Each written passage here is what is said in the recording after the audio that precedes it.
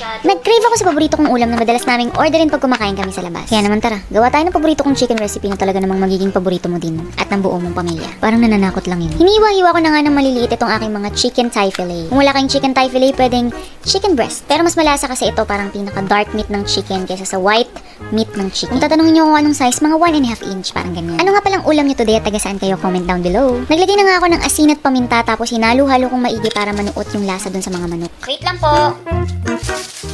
Ay nako, magsaing ka na dahil tsak mapaparami ka ng kanin. Naglagay na rin ako ng soy sauce tapos oyster sauce. Next, nagadgad ako ng isang butil ng bawang.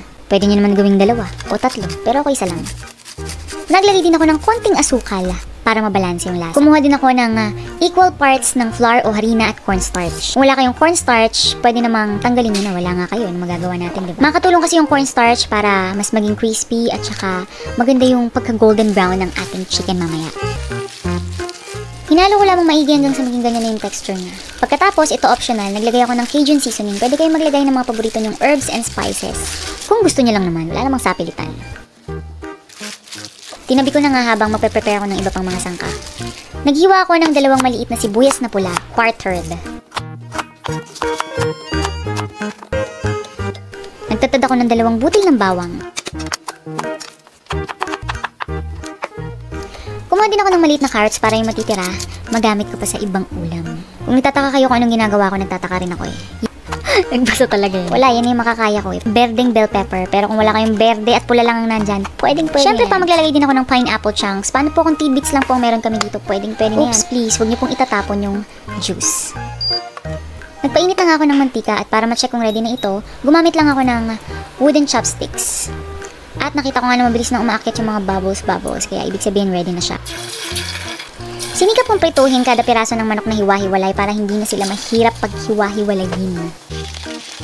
Ayan, napakaganda ng kulay. Medyo nag-brown siya dahil meron tayong ginamit na soy sauce kanina at saka oyster sauce, diba? Kung gusto niyo palang mas crispy, pwede kayong mag-double fry. Kung gusto niyo lang naman ha. Make sure to drain the excess oil by using your kitchen towel or kaya naman yung iyong mga wire rack.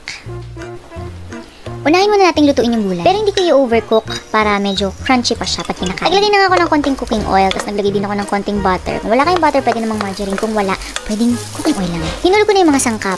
Garlic or bawang, onion or sibuyas, tapos yung bell pepper at carrot. Naglagay din tayo ng konting pampalasa para nabibuild up na yung lasa ng ating lutuin. Asin at paminta.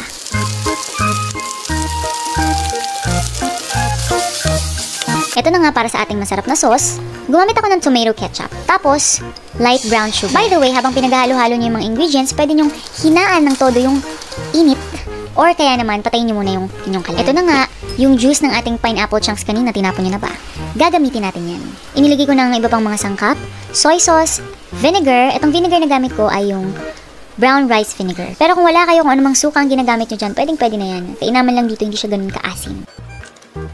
Naglagay din ako ng konting pampalasa, asin at paminta. Halu-haluin. Pagkatapos, maglalagay ako ng slurry or yung pampalapot natin. Pinaghalong cornstarch at water. Hinalo ko lamang mabuti pagkatapos, hinayaan kong kumulo hanggang sa maging malapot yung sabaw. Cornstarch yung ginamit nating pampalapot para mas maging glossy yung appearance ng sauce. Diba? Mas appetizing.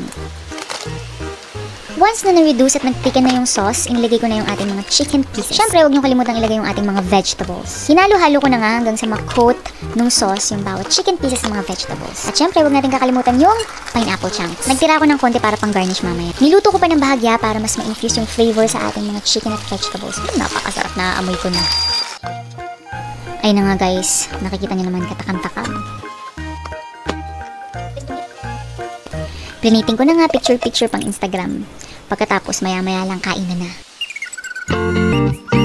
Naglagay din ako ng toasted sesame seeds pero optional. Meron kasi ako sa ref, sayang naman. Napakasarap legit.